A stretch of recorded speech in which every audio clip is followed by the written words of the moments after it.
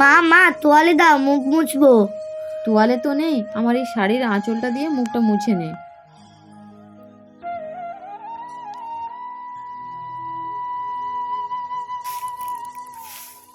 মা টাকা দাও তো, তোয়ালে কিনতে যাব।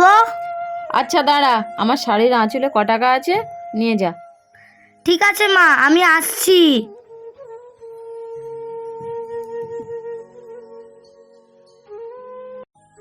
মা।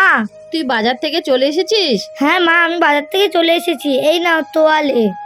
কই দেখি, এটা তোয়ালে কোথায়? এটা তো শাড়ি।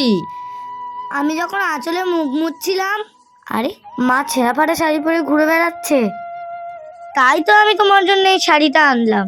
সত্যি তো, আমার ছোট্ট মেয়েটা কখন যে এত বড় হয়ে গেল বুঝতেই পারলাম না।